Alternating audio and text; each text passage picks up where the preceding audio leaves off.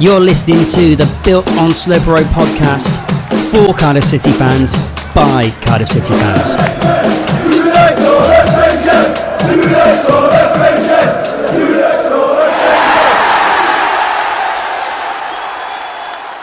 Hello again and welcome to what is now the 5th episode of the Built on Slope Road podcast. Thank you once again for joining us. As always, if this is your first podcast that you've listened to from us, welcome. Just a quick one. We don't tend to talk about the rebrand too much. We talk about the things that are really important at the moment, and that's the transfers and all different stuff. So if you stick around, I'm sure you'll enjoy. If you've listened to us before, then you know what's coming.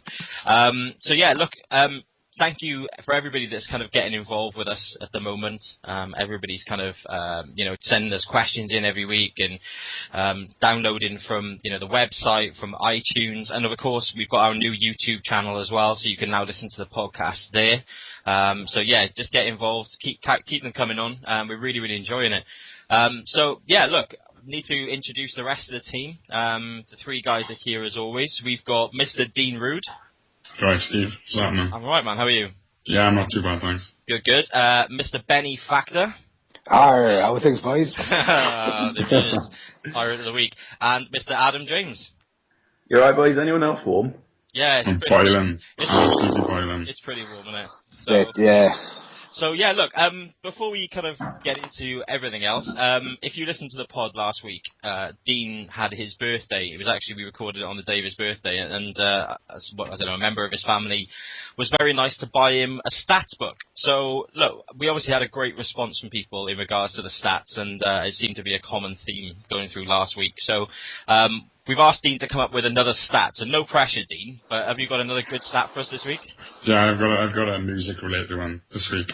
Football and football and music related. Worldwide, there are 27 professional football clubs that take a Beatles song as their nickname. The most popular one is Villarreal in Spain, known as the Yellow Submarines. Oh, interesting one, huh? Okay. What the hell was that? Somebody was obviously impressed with your stats, so we'll just carry that. Wow. Carry that going. Anyway, look, we're gonna carry on with this. Look, guys, if you've got any stats at home and the ones that you think that are really impressive, send them in to us. We'll try and pick the best ones. We might incorporate it into this each week, but we're gonna put pressure on Dean and make him come up with a really good stat every single week. So, Dean, I know you love it. So that's a good one to kick us off anyway. Okay, Steve, look. Yes. I've got a Cardiff City trivia book somewhere with loads of questions on it as a stocking for the missus last year. So I had that as well, I think. Well, there we go. Oh. What colour is it? Obviously it's going to be blue, black, white. What's the cover design? Blue and yellow, I think, with a bluebird on it. Yeah, I think I got that. Yeah, here it is.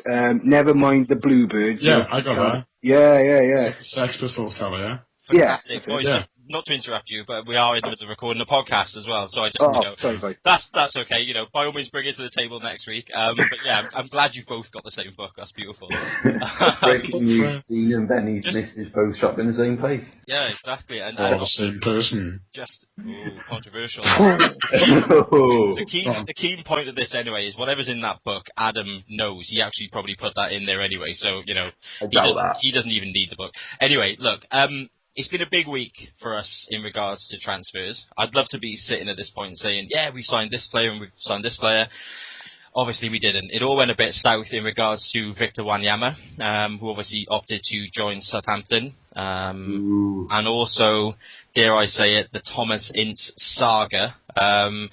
Obviously choosing to stay up, the northwest and build sandcastles with his baby, which is fair enough. It's fair enough. We're not going to slag Tom Ince off. He's got his opinion and his reasonings, and I suppose we've got to respect that, I guess. So, look, what I'm interested in is, having missed out on those players, is to put to you boys what kind of replacements that you'd look for. Similar players, similar money. Who you then go and spend that kind of money on instead. So. Ads, I'm going to ask you that question first and see who you come back with. Here we go. Well, I've actually found two players that would cost less than Wanyama. Okay. So I'm battering the budget. Yeah, we'll have enough left to buy another overpriced John Joe Shelby. What first one I've gone for as a replacement for Tom Ince, I've gone for Aidan McGeady. Spartak Moscow. He seems to be doing anything possible to get back to Britain, apart from actually just packing up, leaving Moscow and coming back to Britain. He wants somebody to do that for him. Martinez is supposed to be interested in him at Everton, but he's available for about £5 million. So it's not an expensive buy. And he is proven, let's be fair, the guy's got 60 caps for Ireland. So he's not doing, he's doing something right. Instead of Wanyama, you know I like my obscure players that nobody's bloody heard of. Of course. Sebastian Perez Cardona. Okay. From Atletico Nacional in Colombia. Yeah, you know it was going to be obscure. I warned you about it. Okay. So A, how did you come across this fella, and B, tell us more. Bit of Google. I was looking for players on trial at clubs in Europe, having a look around that kind of scheme, because a lot of players out of season will go for pre-season and clubs will take a look at him. And he's actually on trial at Arsenal at the moment, with a fee of 5 million quid would actually secure him. Okay. Watching a couple of YouTube videos on him, he looks like a more mobile Stephen McPhail. He looks very cultured and a very good footballer. If Arsenal say, no, we should definitely bloody say yes, he'd fit the Malky school of thought. He's young, he's hungry, and he just wants to play football. Okay, so remind us of his name again, just so people can jump on YouTube. Sebastian Perez Cardona. Okay, I can't repeat that, but yeah, look, if you're listening now and you want to hear more, so there's YouTube videos that people can go and watch straight away, yeah? Yeah. There was one that a few I was watching earlier on, but there was one particularly stood out. It was about 6-7 minutes long of him. Okay, so, great answers. Obviously, some definite alternatives. I'm not going to go to Benny yet. I'll tell you why. Because there's rumours, that he may have even been rivaling you this week for a strange and out there signing. Okay, so we're going to make everybody wait for that. So I'm going to go to Dean. Dean, who's your replacements for Wanyama and Ince? I've gone for a generic replacement for Ince. I've gone for Callum McManaman. Okay. Just for the simple fact that they're both young. They're both highly rated and both English. But I think with Wigan getting relegated, I think they're going to want to jump. He's going to want to jump ship. And I don't think he's that expensive either. I don't think he's got long left in his contract. But I think he'd do anything for a stab at the Premier League. I'd rather him. I said all along I'd rather him over Ince any day anyway. Yeah, so he was your number one target anyway. Yeah. I mean, I'm definitely not one to quote these agent Twitter pages and things, but did see one earlier on that was claiming that we've made contact with Wigan over, Callum McManaman. Oh, great! Now I look like an ITK guy. Sorry to kind of disappoint you, but clearly that does mean that if one of them is quoting it, it's never going to happen. So I'm sorry for that one, my friend. So who's your other choice? I can never say his name. Is it Michael Mancian? Yeah. Like I used to be at Chelsea. I just a lot of people forgot about him, and I did myself until I was looking around for I pretty much just looked for anyone who plays in a sort of CDM or centre back or even right back role, and he popped up. And he's at Hamburg now, I think currently, and I think they paid around $2 million for him. But I was watching his most recent goal compilation, and he scored some belters, some proper volleys from outside the box. And considering they only paid $2 million, I don't think he'd be that expensive. To be honest, I think it's a great shout because he was obviously a Chelsea youth player that came through, and I think he played for Wolves on loan for a season. And he's very, very versatile. I think he's a player that can actually play centre back as well as defensive midfielder. Yeah, he can play centre back, centre defensive midfield. He can play left back at a push, but he can also play out wide. Yeah, he was one that I remember when there was talks of obviously Wolves and going back in for him. I remember thinking, he'd be a good player to have on loan. One of those players you knew you were never going to get. And of course, he went off to Hamburg, which was, I remember at the time, a really strange transfer. Why you'd suddenly go over there, and because he's played a lot of under 21 games as well. So yeah, look, I think that's a great shout. I've got to be honest with you. I think that's a very attainable transfer with that one. Yeah. And his hair looks well cool now. Yeah, he's which is always a factor. Yeah, I like any player that models themselves as a predator. But yeah, okay. So we've got Callum McManaman and Michael Mancian. Right. Yeah. So not to put pressure on you, Benny, but I've heard rumours. Are these rumours correct? Well, it was actually, that was the stats thing I was going to actually say, that was for the Built on Sloper Road one, at home on Sloper Road. But I was going to say for the transfers, I thought 18.5 million, it was for Tom Ince and Wanyama altogether we were going to spend, yeah? Yeah. I was thinking just slap another 8 million on top of that, equal Man United's bid on Fabregas just to piss them off. Because that's another target he wouldn't have got. No, I was only joking. The one I was thinking was, I quite like two wingers. Andros Townsend, I thought he had a great season for QPR last year. I know he's suspended for a few games in there, I think, next season, for gambling problems or something like that. I think that's actually been reduced now. I think he is actually ready he can play again at the start of the season. I think it was reduced from 3 months. I think he's a good player. Him and Will Buckley from Brighton. I think they're both very, very good players. Yeah, I'm not sold on Buckley. I'll be honest. They're both Malky Mackay players because they both played for him at Watford. Yeah. And I think they'd be very, very good signings for us. I've also thought as well, obviously fullbacks we are desperately lacking. I think next season, no disrespect on Kev or Andy Taylor, but obviously Taylor's missing the first game because of that stupid booking against Hull. But even though he's only played one season in German football, Gabriel Selassie really impressed me in the Euros last summer, and I reckon he'd be available for the right price. And at his age, is definitely an investment, probably about 7 to 8 million. But I don't know. I must have missed that one. I thought Gabriel Selassie was a Kenyan marathon runner, but but fair enough. Okay. Look, yeah, I've written his name down, right? I'm sure he is. I'm sure he was that right. Like fullback. That's the first thing I thought when you said his name, man. Was he's not Kenyan? He's that fullback for the Czech Republic, and he's from African parentage, but he played for Czech Republic, and he was outstanding for them last summer. Okay, well, we'll definitely look it out, and I'm telling you, anybody listening, if this is wrong, anybody that's listening to it, please tweet in and put a hashtag together for Benny, okay? Because I don't know it. I'm getting on this to have a look now. There we go. Yeah, Gabriel Selassie's 40. I'm telling you, Selassie, Selassie. Okay. Well, Theodore Gebre Selassie. He's got 3 names. Selassie. Selassie. There we go. That's alright. Gebri, new word, Selassie. That's it. So we're signing him. Okay. So I'm going to be quite disappointed in you. I could only come up with one because because look, for Wanyama, I'll put it out there straight away. I was looking for a player in the similar kind of mould, and I like the fact that we do tend to buy young players, upcoming players, and I've got this big thing when I've always said when any team that comes from the Championship up into the Premier League for the first time, they should always look at players that are obviously going to let them kick on, but also in the worst case scenario, and they're relegated, that the signings are going to stick around, but also kind of automatically makes them a top 2 club the following year. So I tried to look along those things, and I know it's been put out there quite a bit, but I would quite like Liam Bridcut from Brighton as well. I think he's a very, very good player. He's definitely up and coming.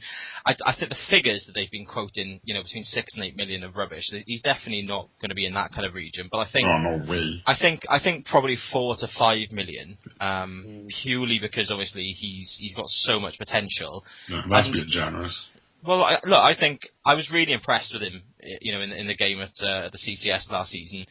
I think he's obviously did to us what he's done to a lot of teams, and he's just absolutely run the midfield. I mean, he is quite literally the kind of cog in Brighton's wheel. If he doesn't play well, they don't tend to play well.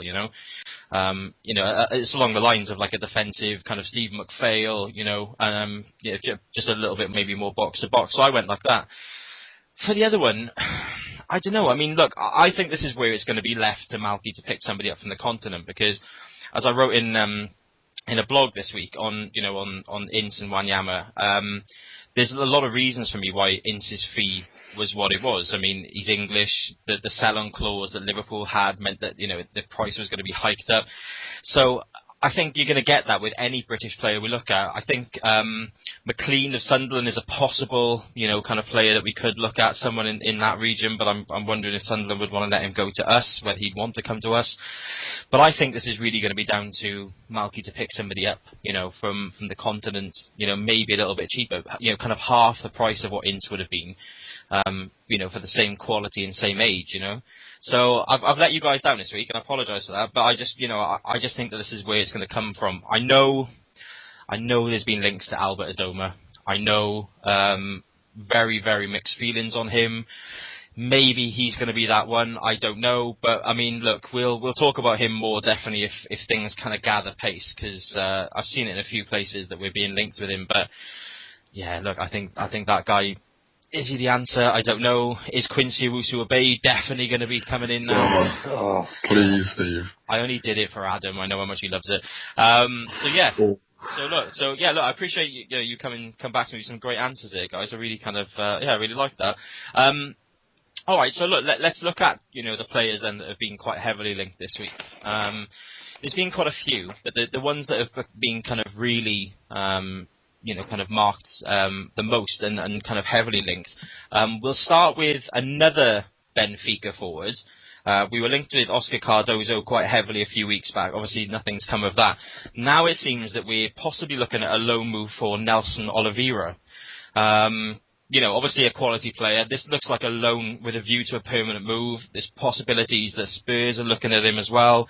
But I've seen today again that maybe we're actually ahead of them. Maybe they're looking at different targets. So, interesting to get your views on this. Dean, I'm going to come to you first. What do you think on this one, man? Yeah, I didn't really hear much about it, to be honest with you, until I started writing my notes and I had a quick little browse on the internet. Seems there's a lot of papers obviously linking us with him. I think if it is us and Spurs in the race for him, then it all comes down to how he viewed it, how he viewed the situation, so to speak. Like with us, he'd be guaranteed to play in the first team, and the bar of expectation, with respect to ourselves, is a lot lower than if you went to someone like Spurs, So I don't know, it could happen. It's not totally like if he wants to come out on loan to get some game time, then coming to us, he definitely get it. But with Spurs, are they going to sign another big forward? Would he get the time at Spurs? It's all about making the right choice if it is actually between us two. So yeah. Yeah, I'm always one to look at these kind of transfers when we're linked between us and Spurs, for instance, and look at it and think, ultimately it comes down to one thing: whether Spurs actually really want him. Because if they do, and if we do, he's going to go to Spurs. I think that's a fair assumption, because they can offer far more wages, they can offer better, European football. Look, they can offer a lot more, and I think we've got to be realistic and think that if both clubs want him, realistically he's going to go there, even possibly to sit on the bench, to be involved with players like Gareth Bale and people like that, But I also think that maybe for those reasons, if they're looking at a certain type of calibre of player, maybe they're not that interested in him. Maybe we really are, and maybe they're not quite, which means that we could end up kind of stealing a march, I'd have to disagree with you there on that point. I don't see, if you had the two clubs in front of him and they said, this club is going to give you, say £20,000 a week. You're going to be in the starting 11 every week, cup games, you're going to play everything. This team will give you 50 grand a week. You might get in the squad. They get Champions League or European football every season. You probably won't get on the pitch. You go on the bench. I don't know. If he really wants to move to better his career, then even if he just says, look, I'm not good enough for this level, but I'm going to use you as a stepping stone to go up to a bigger club than that, But to just jump straight to Spurs just for the money would be stupid, really. Okay, so before we move on to Benny then, do you actually see this coming off? Do you see us signing Nelson Oliveira? No, I can't really see it, to be honest now. But what I mean is if it was to happen, then because he's quite young, I think he's not that old. He's 21. 21, yeah. Like he's got no Premiership experience, like neither have we. So I think if he was smart and he did move to the Premier League, he'd use someone like us as a bit of a stepping stone to keep his head above the water, find his depth, and then move on. Or if we're successful, touch wood, move on with this, Yeah, okay, that's fair enough. Benny, I just obviously you've been listening to Dean. What do you think on him? Yeah, well, I didn't want to jump in, boys, but at the end of the day, if it's a loan, a season-long loan, it wouldn't matter about wages. Surely it would be what his contract would be at Benfica, and then the club would then pay those wages. Do you see what I mean? I think you're right to a certain extent, but I think, if I'm not mistaken, the deal that I've actually seen is that it is actually a loan with a view to a £6 million permanent move. So I'm guessing the wages probably would have to be discussed somewhere along the line. Right. Okay. Oh, but I take your point. I take your point, definitely. If it's just a straight out loan, then obviously it's not about wages. So where do you see him then, as in the football side of it, and where do you think he's likely to make his choice? I haven't seen him play. I understand he was on loan at Deportivo last season. They went down as well from La Liga. Oh, did they? Yeah, just to put a bit of a negative spin on it. Sorry, right. It's one man can't carry a team. Exactly. I mean, the rumours gather in pace. I mean, this was last week. It started last week, and then it's really started gathering pace the last few days. It seems like you say, Steve, it's Spurs have dropped out a little bit, and obviously, I think. Malky, he's going to be working over in Switzerland. I mean, I speaking on Twitter with someone today, and I was saying, I remember the year before, Mason, I think, came in late, and he joined up with a team on tour. So Malky's going to be working, even though he is on tour. He's going to be working all the time, and like he said in his press conference last week, he's got 10 plates spinning at the same time. So I think this one's got pace. I think it's got legs to it. I think this one might come off, to be honest. But season-long loan, great with a view to a buy. Yeah. It could turn out a good signing for us if he comes off. But then the way things have been going with Tom Ince, you just don't know what's going on really. Yeah. But that's true. Yeah. Okay. Well, we'll see how it goes. Ads, I'm going to put this to you, right? Do you think this could be a possibility that Malky was really interested in Oscar Cardozo, and they couldn't agree terms, couldn't agree a fee, but maybe Benfica turned around and went, well, do you know what? If he doesn't end up coming to you, tell you we've got Nelson Oliveira. Maybe there's something we could do together there. Do you think that might have been a situation that could have come about from the Oscar Cardozo dealings? Why would Malky go that? I mean, Malky seems the person, if he can't get his first target, he doesn't seem to set off a second bet from the same club. It's like going to Ford, saying, I want a Ford Focus, and they go, ooh, we haven't got any, do you want a Fiesta instead? You're not getting the same type of player. It's nah. I think Oscar Cardozo I don't think it was ever going to happen. I think part of that was we'd probably been spotted, or a scout had been spotted in Benfica looking at a player. And it seems the more likely one is the younger Nelson Oliveira. His record's not great, and I think the loan deal, to be honest, is the best get-out clause for us if it was to go wrong.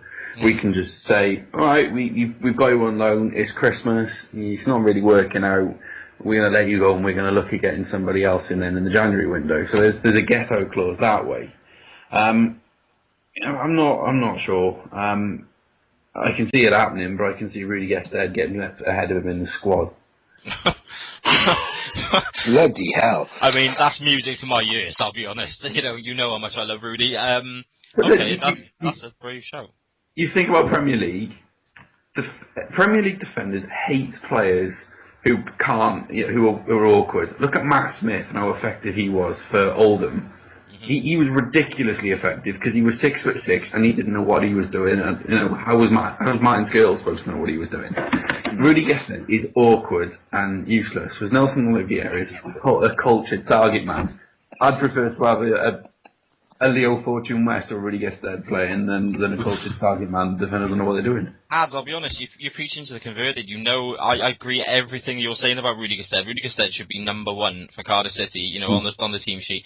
Nah, obviously not. But I do take your point that coming off the bench, he did it in the League Cup final. Carragher and Skirl and everything like that. They did struggle against him because he is an enigma. It's the same with Crouch. Crouch has always had that awkwardness about him. He's obviously had quality, but he has got that awkwardness, and people just find it difficult because, like you've said, you're absolutely spot on.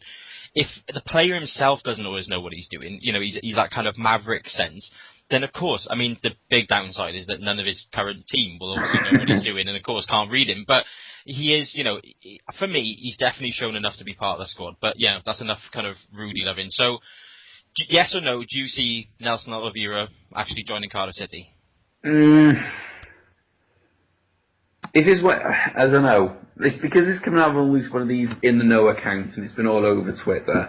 I doubt that it would happen because that's not Malky's style. I mean, Tommins was talked about a long time. There was information coming out from the club. There was information from the club in June about that. And Nelson Oliveira, I don't think so. I don't think it will come off. Okay. But you never know. For the record, I don't think it's going to come off either. I just don't think. I think it's another name linked to us. I think it's paper talk, and yeah, we'll leave that there. So it's not, not convinced on that one. The next one, Benny, I'm coming to you, and there's only one reason I'm coming to you on this fella, mate. Yeah, everybody at home knows it. You know it. I know it. Jack Colback and his fantastically beautiful ginger hair, been linked with us. £2 to £2.5 million move for the Sunderland midfielder. He's got Malky written right through him, isn't he? I think he has. Again, my Jaffa sense is off the scale on this one. I think, we haven't had a good ginge at the club for a long time. Well, since Berkey left, really. And he is as ginge as they come, So, he's, I think he's a hard worker. I think, he fits Malky's work ethic perfectly. I think, he's been linked for a couple of weeks. So, and Di Canio doesn't seem to want to let him go neither. But I mean, I think Malky might go for this one. I think it's a sensible sign at this level, big time. And even if we were to drop, he'd be a very, very good player in the Championship. So, I tell you, it reminds me of is like a better version of Grant Ledbetter when he first came on the scene. He's that kind of dynamic, they're everywhere type of player. I mean, I think like for a large portion of last season and maybe the season before, they ended up playing him at like full back and everything as well, which I don't think is his obvious position. I think he's a very, very box to box player. And likes to get in and amongst, the box at the right end. But it's good to know that he's got that in his locker for sure. Ads, what are you thinking on this fella? Well, the reason he's been transferred is because he turned down an improved contract. Okay. So it looks like to me he wants to leave Sunderland because he doesn't like Di Canio. And in my opinion, that makes him a very sensible player. So definitely sign him up. Let's have him. £2 million bargain. Yeah, you're right. I mean, that screams one of two things. Either that, like you said, he doesn't like Di Canio, or he desperately wants to play football week in, week out, which, Di Canio may well have said to him that he's not likely to get under him, So, yeah, you might be right there. Definitely. Any reason at all. It seems he's got his head screwed on anyway. If he hates Di Canio or just wants to play football, that's the right attitude for anybody in football to have. You can't like Di Canio, he's a twat. Okay. The first ever beep on the pod. Oh, my phone's just gone off. It's Paolo Di Canio's lawyers. Fantastic. I'll put them your ways. Dean, I think Hull have been linked to this fella as well. But I mean, is he your type of player? Would you like to see us sign him? Yeah, I can only echo what the three of you said. I think he's a marquee player, right straight through. Was it 2.5 million? Something about that, yeah. What's he got a year left in his contract, I think. And like I had said, to turn down an improved contract shows he's actually using his head and wants to play football. It'll be far too easy for him to go, £7 grand a week more, yeah, I'm signing, yeah. And just sit on the bench. Because now he wants to, he wants to better himself, he wants to, push his career on, and he's also ginger, so we have to sign him. Okay. We need a good ginger. We need that box ticked then, definitely. And Steve, did you say the Hull were looking at him as well? Yeah, I think, again, with every link that we've had, I think, every report's kind of said that they've been in contact with him as well. And of course, Steve Bruce does love a ginger player. He does. And I was going to say that. I was going to probably work against Steve Bruce because they've already got Paul McShane, that horrible fucking hobbit, Steve Quinn. I fucking hate Steve. I hate the little bastard. I hate him. I hate him since that game against Sheffield United at home when we had two players sent off. I think it was Gabor and Ross McCormack on it. And I think he got McCormack sent off. So yeah, I've not got much love for him. But saying that, does he want to become part of a trio or does he want to stand out on his own like a little match on the pitch? Like there's only so much ginger one club can have, and I tell you what, that changing room would stink of piss and twiglets if he went there. So he needs to come to us, to be honest. To be fair, I'm just thinking about this. This is the first time, and I'm sure this is the first time that a lot of people listening to this pod would have taken this into consideration. But that hair is going to clash awfully with that shirt. I was just about to say that. It'll be even worse than bogged down. Oh, hey, I got a red shirt. There's nothing wrong with a ginger wearing that, I tell you. But then you would say that, wouldn't you? Fire. Yeah. Right, listen, we're going to move on. How professional are we being this week, boys? And it gets better because I'm now going to suggest possibly the best name of any potential Cardiff City player ever. Huddersfield's right back, Jack Hunt. Yeah, everybody knows, thinking exactly the same thing. Yeah, so look, I think this is a player, look, personally, to get in your first on this one, he's a player that I've liked for quite a while. You know, I liked him when we played him first game of the season. I think he's had another great season throughout the whole campaign last year. And I like him. I think he's a player that can play right back, right wing, or that kind of full back, you know, when teams play the three at the back. I think he's got that versatility, and he's very direct. And I think we said, you know, in the pod that we put Marshall into at home on Sloper Road, Marshall made an absolutely phenomenal save from him in that game. You know, he really was unlucky not to score probably what would have gone on to be the winner, because I imagine they would have ended up shutting us out. So he's very, very direct. I've got to be honest, I think he's very realistic. I think that there's going to be a number of teams that go in for him, but I think we're definitely a team that's likely to pick that kind of player up, you know. So yeah, look, I'm going to go on. I'm going to say that he's going to sign, and I actually want him as well. So we're going to go with Ads on this one. Ads, what's your view on this fella? We need a right back, plain and simple. Let's just have him. Nice and simple. The only thing is, he has to have Jack Hunt on his shirt at all times. He can't stop Hunt or Jack. It's got to be Jack Hunt. Jack Hunt. Well, that's got to be put into his contract. Well, to be fair, I mean, there's been what, Chicharito. I remember Morton Gamps Pedersen just had like Gamps, you know. He had Schrinkelsdorf. I mean, come on, he has to have two shirts. That's true. That's true. So, you know, I agree with you. I think if we sign him, he's got to have the words Jack Hunt on the back of his shirt. Okay, so you're happy to have him. You think it'll happen? Purely on the basis we need a right back. We've got to be in the market for some defenders, or is Malky just going to go and mine 4 centre forwards like he, you know, 4 attacking players like he did last year? We need him, so we should go and get him. Whether it happens or not, I don't know, but we need to get him. Okay, Dean, what are you thinking on this fella? Pretty much what everyone's just said. We need a right back, and he's got the best name ever. But I wouldn't pay more than $1 million for him, though. More than $1 million? I wouldn't pay any more than $1 million, no. He's worth that. I think it's going to cost more than that, I'll be honest. I think we're probably looking looking for 3. Yeah, I think 3. I think 3. Really? Yeah, I think he's a quality player. He's at a decent age, and I think, you know, you've always got to remember when you're paying transfer fees that you're always going to have to pay more than he's actually worth, because what's he worth, like 800k?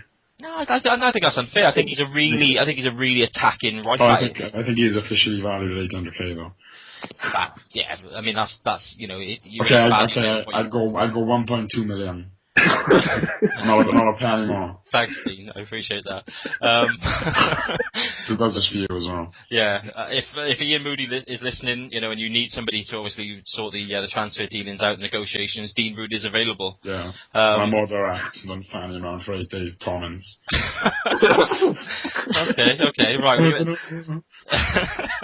Right, Dean, we get it. Okay, Benny, you know, well, I don't even know where to begin now. Are you digging this guy? You know, would you like us to sign him? Yeah, I don't know what you're talking about the name though. I'm being naive, I suppose. I don't understand where it's coming from, to be honest. But I'm sure you don't. I'll only have to say his name very, very slowly because my missus don't like that word anyway. So you know, when I'm talking about him, you know, yeah, Jack, yeah, that's it. But yeah, I think like Ad said, we need a right back, and that is no bad mouthing Kev or Andy, but we need a bloody fullback. So, yeah, I think it's a good idea. Okay, cool. There's obviously been a few out there. We're not going to kind of go into them too much. We've already touched on Adoma, links today with Odemwingie again, but we'll talk about them if and when they ever actually get any substance, opposed to just kind of Twitter rumours and things, So we will kind of come to them. All right, so look, I think that's all the transfers covered.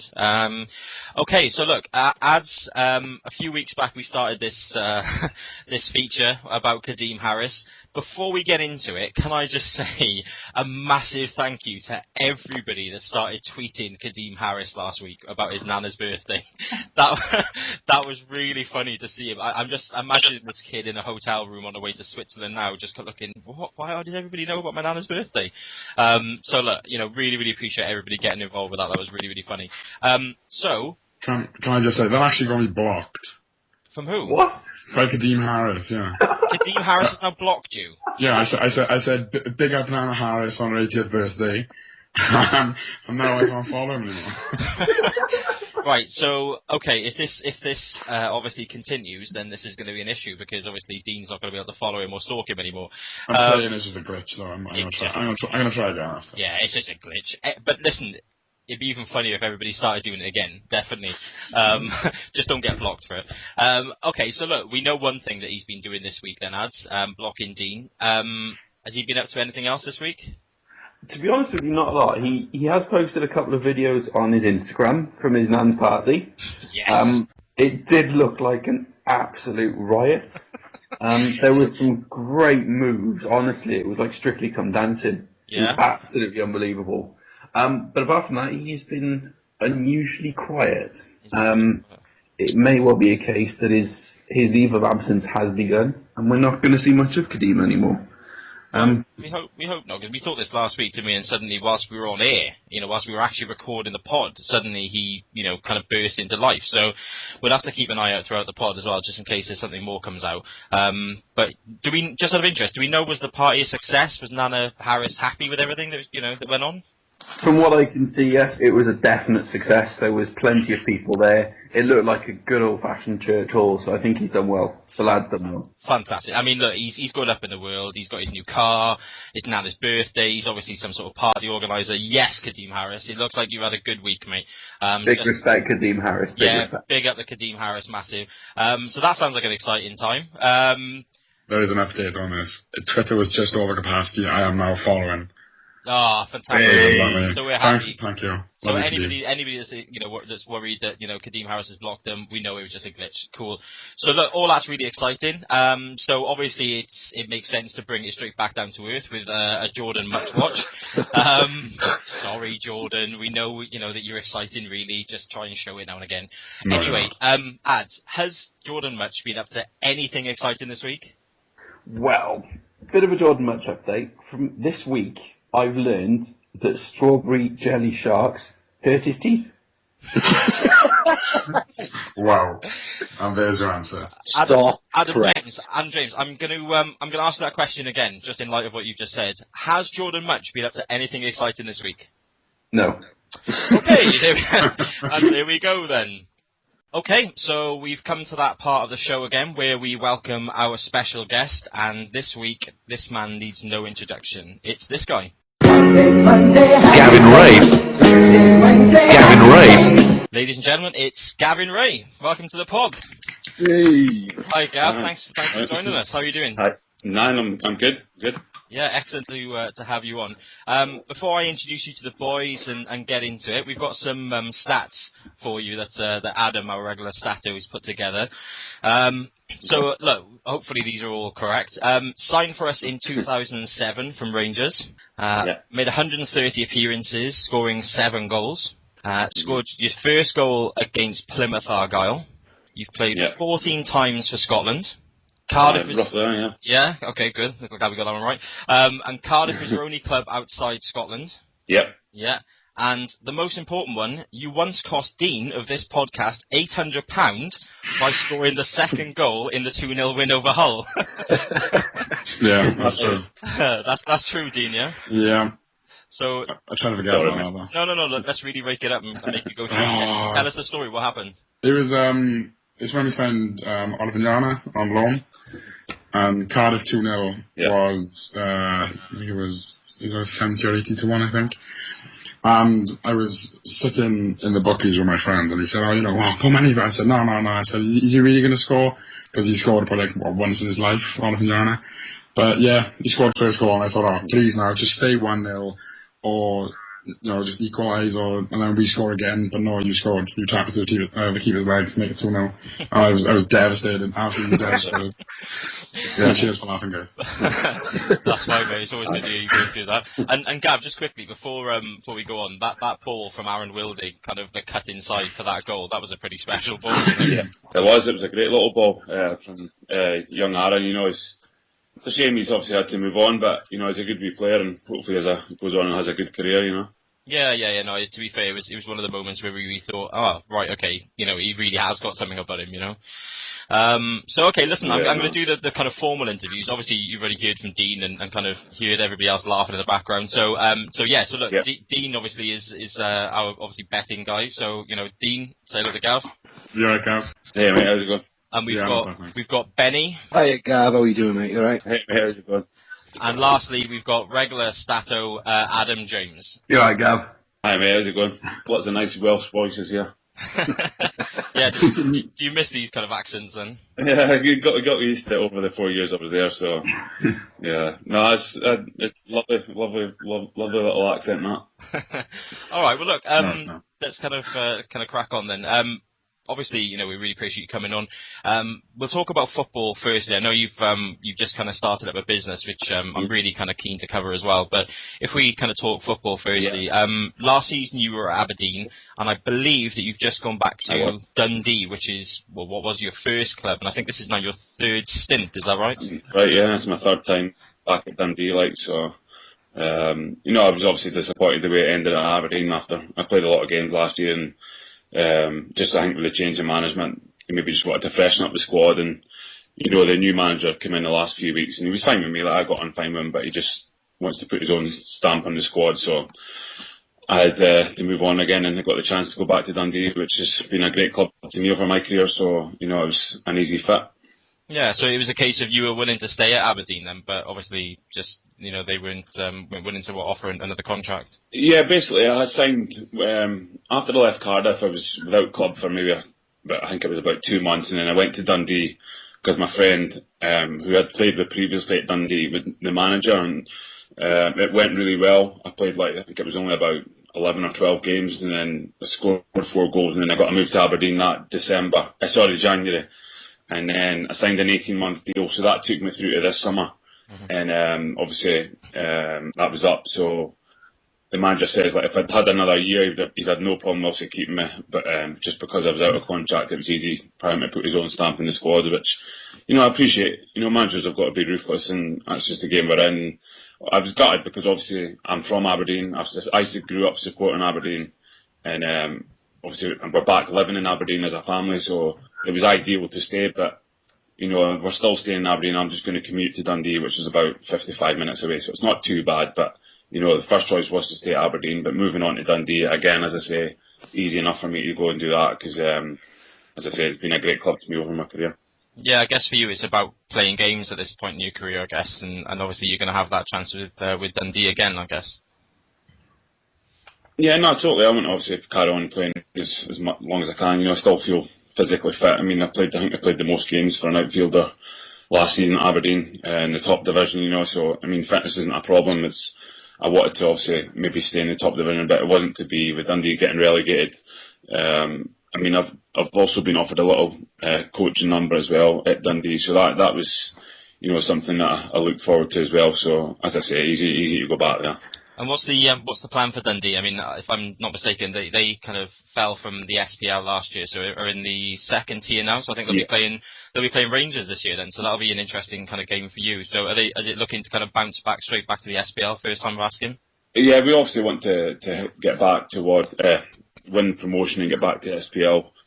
First goal, the manager's assembled a strong squad, and we should probably have the strongest squad in our division, but you've still got to go and produce it and get that promotion. But it won't be easy, it'll still be tough, but hopefully we can do it. But Rangers are the division below us, just because they came up from the third to the second this summer. we went from the SPL to the first, so we're still one division apart. So that would be next season if we stayed in the first.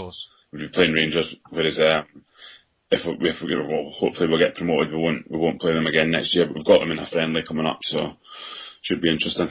Okay, cool. And obviously we mentioned your business and everything. I mean, tell us about that then. That this is something I believe that you just kicked off with ex-Everton and now Sheffield United manager David Weir, I believe. Yeah, sportcareers.co.uk is basically just people like maybe willing to move or looking to move job positions within sport. Like players, coaches, managers, physios, fitness people, and maybe wanting to move on at a different stage and can't get that job that they want. We're just trying to help that people onto the next vocation. And also it's the most important part is for the young players that maybe don't make the grade, from YTS and apprenticeships, don't get that pro contract. And we're hoping to obviously keep them within the game, but through our contacts, keep them within the game.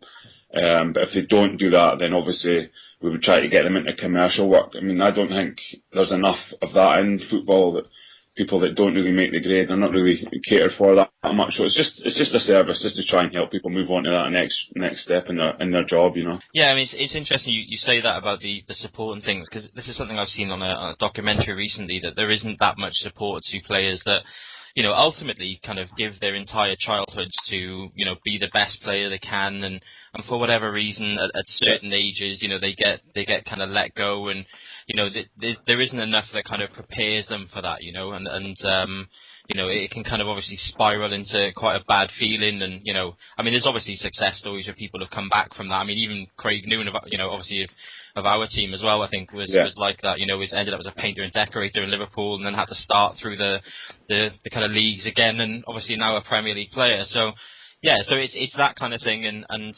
helping these players that maybe haven't had to write CVs and sell themselves then in order to get back into commercial work. That's the sort of thing you're going to help them with, is it? Yeah, basically. I mean, like you say, young players nowadays, they all just like all eggs in one basket. They're not even thinking about any other job. They obviously want to be footballers, and quite rightly. I mean, the rewards are great, but there's a very, very small percentage of players who want to be a professional and have a decent career within the game. It's just we're just trying to help them, and employability training, get their CV done, and get them out of jobs if that's the route that they have to go down. So it's just a helping mechanism for them really as well. Yeah, okay. And this is something that's live now. It's going and already helping people, is it? Yeah, I've been thinking about it for a while. It's another man as well, David Chalmers, who's a recruitment specialist from Glasgow as well. So it's the three of us have launched this business. It's just to try and, as I say, just to help people, and we're basing it on football to start with, because that's where Davy Weir and my contacts are, most prominent to start with. But then we're going to hopefully build it out into rugby, into cricket, into cycling. Try and build it out into all the sports, and then long term is obviously to go as far around the world as possible, because there'll be people wanting to get to Australia, or people from Australia trying to come here, and America and Qatar and Dubai. So it's just started off, but it's been quite busy, and we've had a lot of success with people trying to come and register with us, and we try to get affiliated with the PFAs in all the countries, so the English PFA, the Scottish PFA, the Welsh and the Irish, and I mean that's just going to take time, but we've had meetings with them now, and as I say, it's just like to try and help them, and maybe if they could maybe pay part of the budget just to start with, just to get these players onto the books and get the CVs and employability training done, Yeah, definitely. Well, look, genuinely all the best with that, because I'm sure I speak for the other guys on the pod as well, that those are issues that definitely need to be tackled. So the more people doing things about that, the better. So I genuinely wish you all the best. So that's sportcareers.co.uk, yeah. Sportcareers.co.uk, yeah. And it's on the Twitter handle is @sportcareersuk. So superb. Well, look, anybody by all means follow anybody that's interested, that's in football or any of the sport at the moment that's listening to this, obviously get involved. You've now got your means and everything. So yeah, listen, that's great to hear about that. Excellent. Well, look, let's kind of go back and look at your time at Cardiff then. As I said, you joined us in June 2007. it was obviously a big move. Yeah. I mean, you came from Rangers, so I mean, how difficult was it to leave Scotland firstly, and also a club like Rangers to join Cardiff at that time? Yeah, no, you know what? It was actually quite an easy decision at the time because my time at Rangers was hampered by injuries. I never really got to enjoy my time there as much as what I'd have liked to, because it's been such a big club and so massively supported, and with the expectation levels, you know, I pretty much got injured straight after I went, so that was disappointing. And then I got back fit and was sort of in and out of the team, and then I got to that time, I was out of contract, been there for 3.5 years. Just thought, you know what, it'd be great to get a change of scenery, go and try something different, a different league. And then obviously with Cardiff, when I got the opportunity with Cardiff, you know, I pretty much just jumped at it. I thought it was a great chance for me to go and sample, you know, some different football down south and change life, you know, with the family and stuff. So I just jumped at it. Yeah, excellent. Okay, well look, I feel like I've kind of hogged the limelight with you for the last few minutes, so look, I'm going to open up to the other boys, because I know that the other guys have got some questions and things like that as well. So I'm going to go to Adam first, who I think's got a question for you as well. So Ads, what have you got for Gav? Obviously with football careers, there's a lot people want to do in a very, very short space of time. Is there anything that you wish you'd been able to do, or you would have done in your football career? Anything that I would like to have done, do you mean? Yeah. Yeah, I mean, I've had a decent career, but I always think you obviously could have done better. I'd love to have played at the top level in England. I'd love to have scored for Scotland. You know, getting the chance to play for my country was one of the best things, but, you know, there's always things you want to do better. You know, I'd like to have gained promotion with Cardiff, for instance. We were so close so many times, but it wasn't to be, and that was disappointing. So there's always disappointments throughout your career, but you know, I think if you're happy, you know, with a decent enough career, then it's okay, but you always want to improve, you know. Cool. Happy with that, Ads? Yeah, definitely. Okay. Benny, I think you've got a question for Gav as well. Yeah, Gav.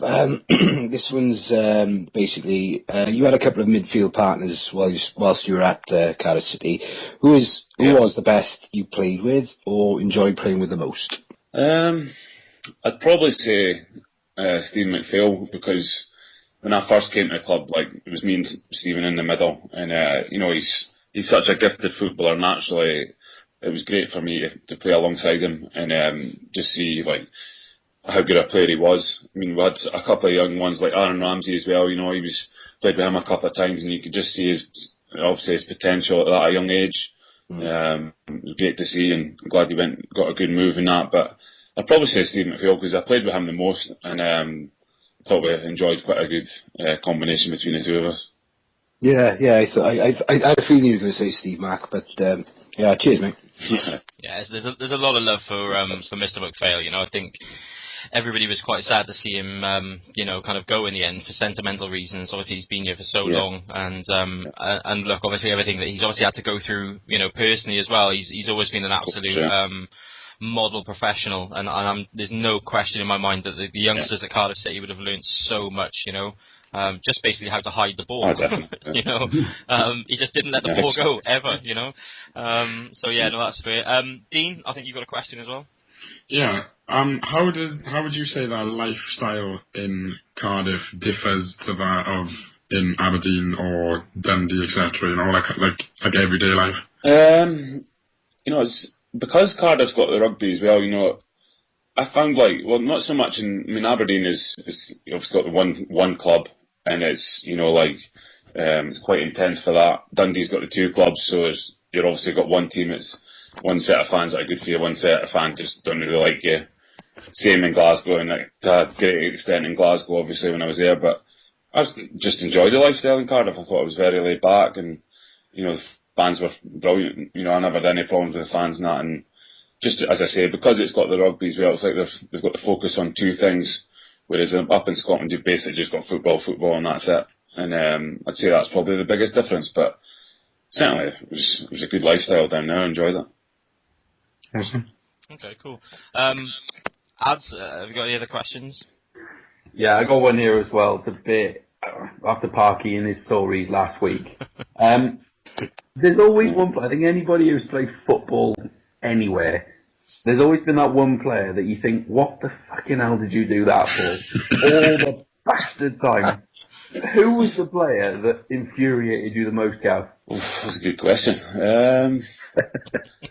Probably Big J Bothroyd, probably. Just because, surprise. Just so talented as a player, but just got so frustrated with him not being able to show it as much as what he could, over his career, I think, because, he's got all the ability in the world to probably be like a top four club. He's honestly, like, I've never seen a boy when he first joined and just ripped so many people in training, and I was like, wow, what have we got here? He was like awesome. I was like, this guy obviously can play, but obviously his career's went down the wrong path of what he would have preferred to be doing, and I think with all the ability he's got, he's probably the one that frustrated me the most, and like, he's a total, they've obviously got the lad Chris Boyd from Scotland, played with Rangers and went a few other clubs and stuff. Like, he's probably the total opposite to Jay, because Boydie was just about scoring goals. That's all he worried about, whereas Jay was more concerned about like how he was playing, maybe without outside the box, and total opposite players, but both effective. But if you put the two of them together, we'd just have like an absolute superstar. It's just he was frustrating at times for how good he was and how much he didn't maybe show it as much as what he could have. I'm not saying he's not showed it because he's had a good career, but I think he's got all the ability to be at like a top four club. So out of interest, Gav, what is it then? What would you say? You've obviously trained with him. You've kind of probably spent a lot of time with him, and what do you think it is? Is it his attitude? What is it that you think that's really held him back? To stop him going on to a top four club. Apart from sitting on his ass. I don't know. It's difficult. It's difficult to like really know what.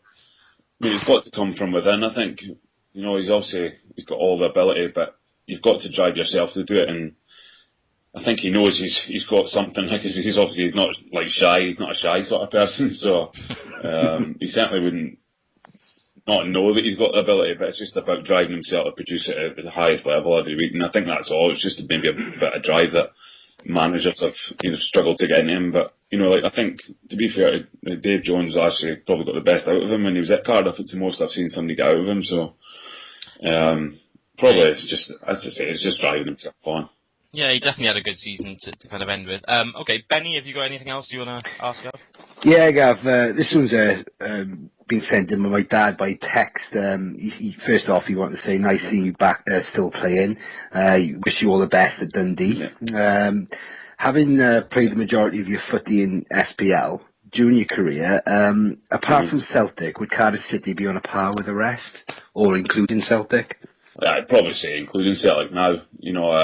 Certainly the way Cardiff have kicked on the last couple of years, and obviously getting up to the Premiership. Without doubt, they'd be on a par with Celtic. The other clubs in the SPL, there is good teams and there's good players, but I think there's just more in the Championship and down in England, just with the size of the place and even the clubs that are in the Championship now. They're just huge clubs and so well supported and with great players, and they can obviously play good wages to attract good players, whereas SPL is just lacking support and lacking budget, and that's probably the biggest difference. Dean, any others? How intense is the rivalry between Dundee and Dundee United? Because they're so close, obviously it's a lot. Like with Cardiff and Swansea, it's easier to avoid because they're so far apart. But obviously with these two clubs, they're literally on each other's doorsteps. So is there much sort of trouble in terms of aggro between fans and? No, it's big. We've obviously played in a few derbies, obviously in Dundee and Glasgow and down in Wales as well. So I've been able to see all the rivalries from all the clubs. Dundee and Dundee United it's really a strong rivalry.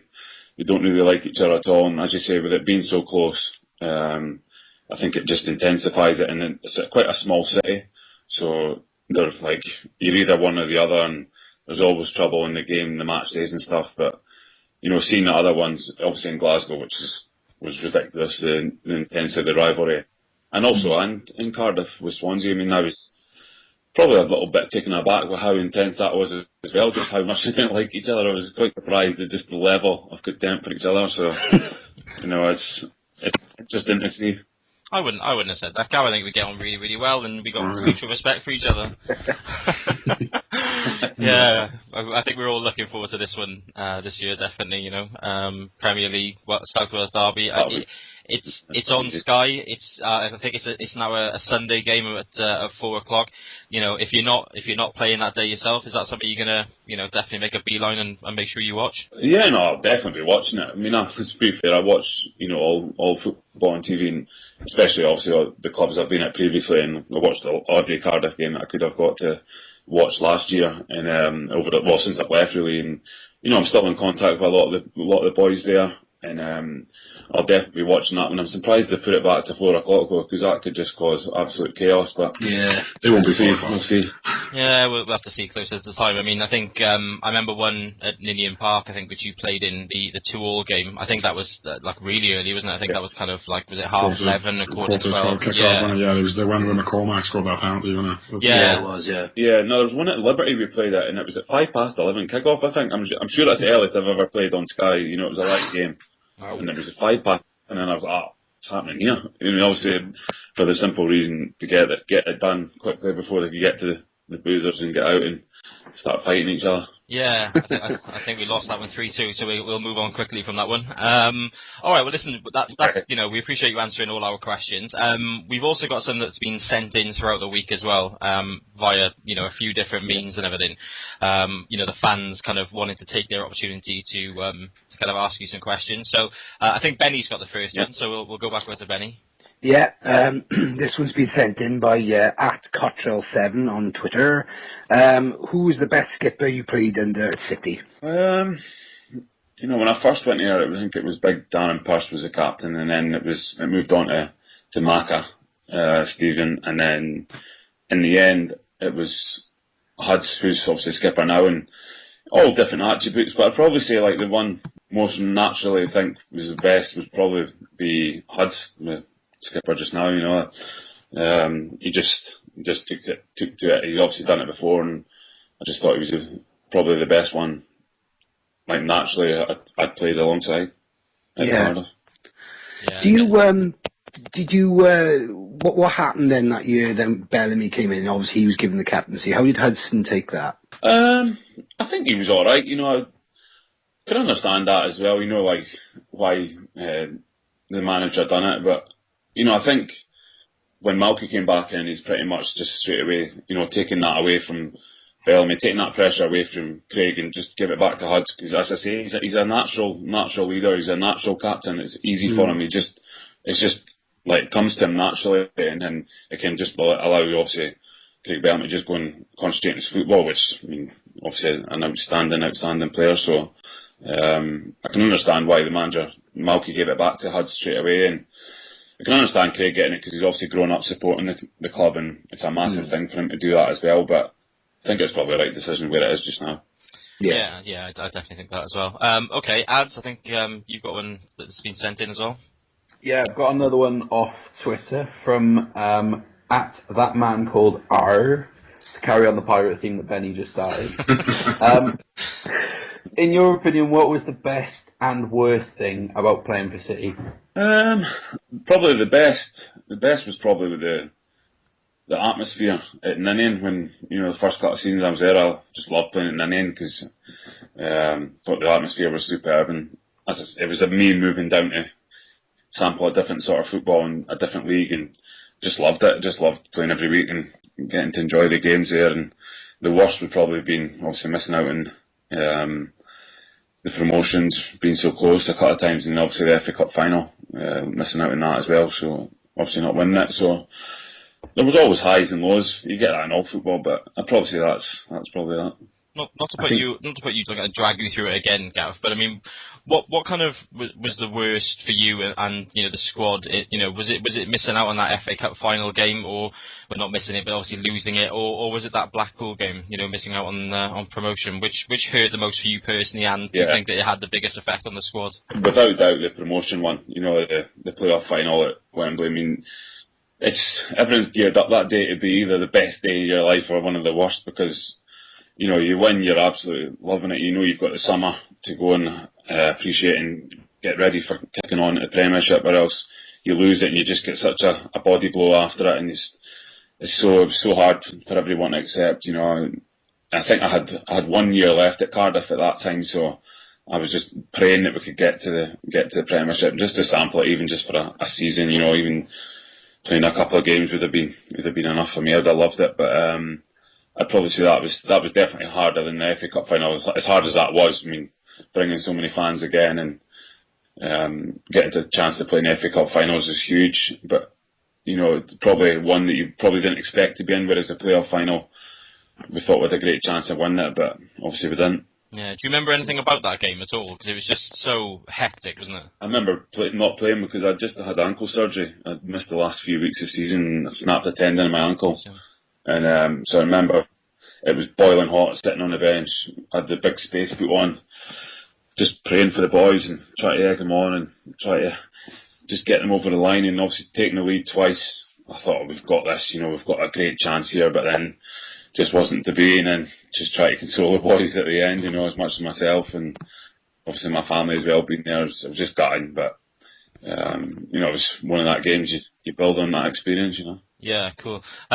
Dean, I think you've got a question sent in as well. Yeah, this is from Hugh Owen on Facebook, and he asks, who from the SPL would you tip as a good player for Cardiff to sign, and why? Oh, good question. Well, there's a few youngsters at Aberdeen that have got right good chances going all the way in their career, but it just obviously it depends how they apply themselves, and they seem to have the right attitude just now, but you just don't know. Young Cammy Smith and Declan McManus are two youngsters there, got a right good chance. Just trying to think of the other clubs just now. What about Gavin? Is it McKay Stevens? I think he's one that's been kind of tipped quite heavily. I know he's Dundee United, but yeah, as much as I'm not really like to say this because he's Dundee United, he's a very, very good player. He's got like skill. He was at Liverpool as a youngster and he fell out the game. He had a bad couple of injuries and then fell away, and then he's come back strongly now at Dundee United after going back home in the Highlands. And I mean, he's just got so much skill and ability, but he's not just a show like a player. He can obviously produce when it's needed as well. So he's another one that's got massive potential. And there is players at all the clubs that could honestly do really, really well down south. It's just whether we get that chance. Yeah, okay. And the last question we've got for you then is, again, it's been sent in via Twitter. It's from @TheBenPrice. And he's asked, we obviously all dream of a team of Gavin Rays, but who was the one player you'd have loved to have played alongside throughout your footballing career? I mean, I've got so many like players I look up to, but I'd probably say Paul Scholes. Everyone, you know, like just raves about how good he is. I'd love to have seen him up close in action, like in training every day, and just to see the ability that everyone goes on about. I mean, even like the best players in the world talk about him, and all his teammates throughout the years have talked about him, and I'd say he's one I'd love to have seen up close and personal, and just maybe try and learn stuff from, you know. But I mean, he was different level, you know. Yeah, definitely. But look, that's kind of the end of our questions, Gav. So look, we you know, really appreciate you coming on. We've loved talking to you. Again, I'm sure the boys will echo this, but it's been really good to hear your insight into football, but also your time at Cardiff City as well. You know, hopefully you've enjoyed coming on as well. I've loved it. You know, as I say, I had a great time down at Cardiff. You know, obviously I miss it. We've still got our house in Cardiff. We've still got our house down there just now. It's still the family home, basically. Met some good friends and families down there when we were down there, so I've got nothing but good things to say about it. Yeah, well, listen, you know, whenever you're down here, look us up. We'll definitely be buying you a pint, you know, for your time and your service in Cardiff for sure, you know. Thank you. But yeah, listen, obviously, good luck with Dundee. Good luck with sportcareers.co.uk. And again, you know, we'll be looking out for you for the rest of the season. Cool. I hope the Bluebirds have a right good season, and I'll obviously be looking out for them. Superb. Listen, thanks, Gav, and yeah, thanks for coming on, buddy. No problems. Thanks very much, mate. Cheers, mate. Bye now. Cheers, Gav. Thanks, Gav. Okay, so look, how awesome was that to have Gavin Rae on the pod as well? He was great to kind of listen to and hear his insight into the club as well, wasn't he, boys?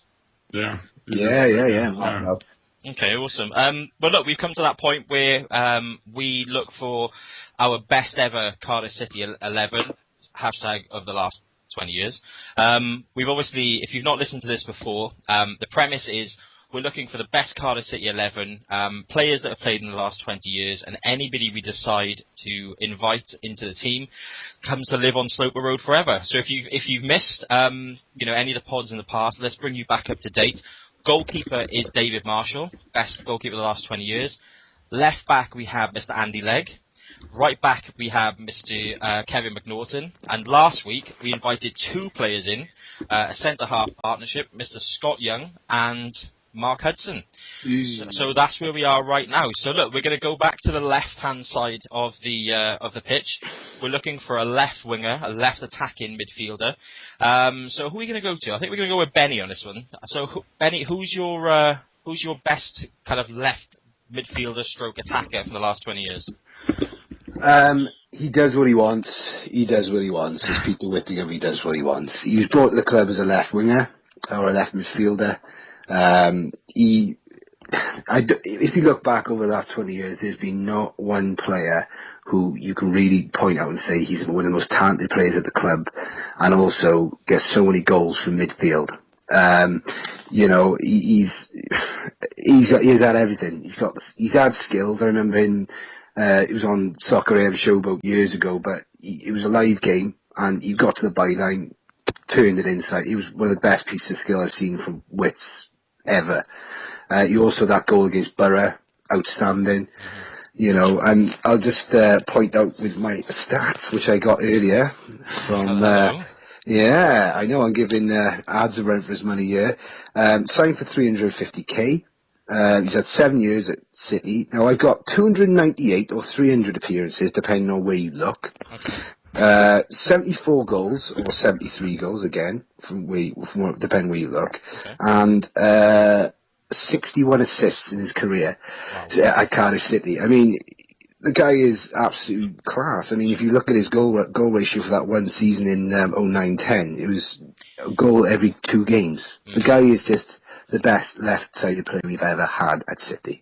Okay, well, bold start then. All right then. Well, look, ads. Benny's come at you with the stats and everything, so I'm going to give you a chance to kind of come back. Who's your man? Well, I thought this team needed a little bit of strawberry blonde. I'll be completely honest with you. We're missing out on the ginger. Okay. Paul Parry. I thought I'd throw Paul Parry at there. Benny's loving that. Happy with that. You're going down the route. I thought Peter Whittingham, he's central midfielder now. I really recognise him as a central midfielder and not a winger. And I always remember him as well actually being played more on the right wing, out of place, with Paul Parry on the left. I always remember him being shoved all over the place when he was, Dave Jones was there originally. Talking about stats, 192 games, 24 goals. He scored a hat-trick for Hereford in a 7-1 rout over Forest Green, and we then signed him for £75,000. He was linked to a number of moves away, Norwich even having a £750 offer, or £750,000 offer rejected. And be fair to him, he didn't stop running, even though he sometimes didn't really have a clue with what he was doing. I remember he was a great player at the start of his career with us, but I just got to the end of his career and I was at an away game in Charlton, and he ran to the touchline and he looked like a dog that was in the garden and didn't know where the hell to go, just completely lost. I think he put the ball out for a goal kick in the end. But that was the only bad part. But the guy was absolutely cracking, to be fair. I thought, for his time at the club, didn't really have anyone better. Okay, so Mr. Versatile, left wing, right wing, even the FA Cup final played behind Hasselbank in that kind of forward role. So interesting. That's an interesting one, I think, on that one. Dean, who are we going with, buddy? I'm agreeing with Benny. It's got to be Wits, yeah. Okay, so why? Last season before, with them aside, I think he's been the most consistent player we've had for a while. He's got a great left foot. His vision to pick up a pass is unreal. I've seen him, be on his own box. He'll have a look up, he'll look down, he'll look up, and the next thing, we're cleaning on goal. Mm-hmm. He can pick a pass. He's good. The way he finds space is just unreal. Like Ben said, with a turn, like a little, sending a run on a dummy run. he's always there to make that bit of space, and he just works the ball so well, And he scored what did Benny say how many goals he was? Was it 60 odd? Yeah, and 74, 73, 22 or 23 in 22 and 23 last season. From midfield as well, was some doing. Was he 10th in the all-time scorers at Cardiff now, I think? Yeah, he's definitely up there, isn't he? He's up at the top, and from for the midfielder, that's some achievement, But I don't know. I think the last 2 seasons, Mark has been playing him far too deep. He's been sitting back in that sort of CDM role where Gunnison would be suited better. I think we need. That's why I said we need someone to like a Wanyama, just to free him up, just to let him, give him that bit of free rein to go forward. I think that'll start see him bring the best of him back. I think. Yeah. Okay, so which is your choice? Okay, well look, also I came down to, I actually brought it down to 2. Ads, I've got to say, buddy, at this point, I can't accept Paul Parry. I can't do it, only because in that role, that for me, there's 2 players that are ahead of him, okay? I came down to 2 for me, and I'm not saying that these are necessarily, with Wits, there's a great argument to say that obviously he's been the best, as in the stats and everything like that. For me, the other one, as in high profile and just pure doggedness of Mr. Cardiff City, would be Craig Bellamy. Playing in that role, I think that's an option. I think I'd have Bellamy over Parry, even though Parry played, more, etc. So it came down to those 2 for me, and I've got to be honest, I do tend to agree with the other 2. I couldn't look past Peter Whittingham for that 09-10 season, where he scored 23 goals in that one season. When you're looking back for the last 20 years and you're looking at, who had the best spell, who had the best season, Whittingham stands out by an absolute country mile. And I think that, I know what you're saying, Ads, about, swapping positions with Parry, but to be honest, I think he did swap, but I think the left was more his position, and I actually think Parry used to come off the right and actually arrow those kind of goals in from his left boot, So I've tended to go for Peter Whittingham. We have to have him in this team, surely. He deserves, from the quality, whether it's centre midfield, left midfield, he has to be in this team, surely. So I think left midfield is as good as any.